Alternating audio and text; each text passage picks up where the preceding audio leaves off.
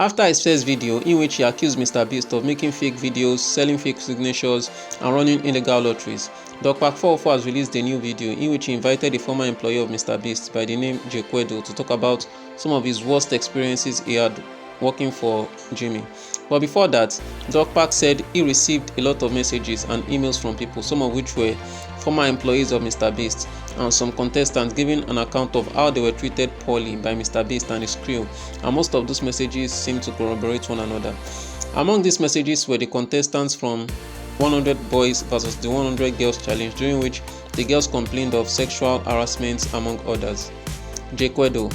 He was with MrBeast from 2019, 2020, 2021, and he said he watched how the whole thing transitioned from what was just a YouTube channel to a TV show and what he will call Amazon.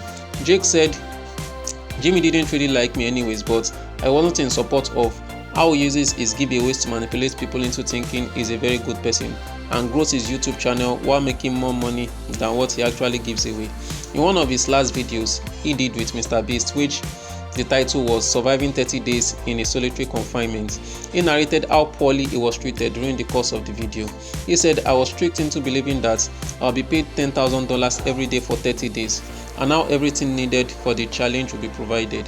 He said, "When I got the proposal, everything looked good on paper, but the facility was horrible." He said, "The smell of freshly painted walls was very repulsive.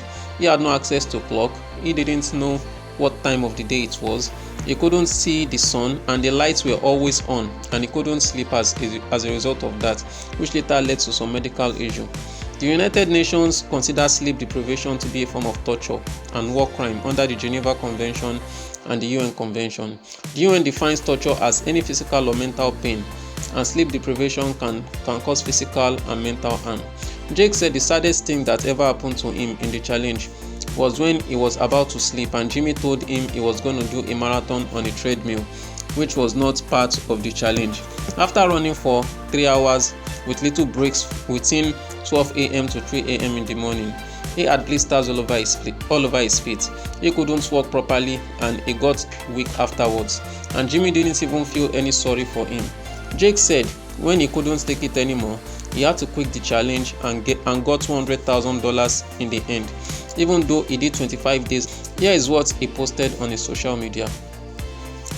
Jake finally talked about how Jimmy surrounded himself with some not so good people who are making most of the decisions for him, further saying that although everybody loved Jimmy, behind closed doors he is not the super great guy people think he is.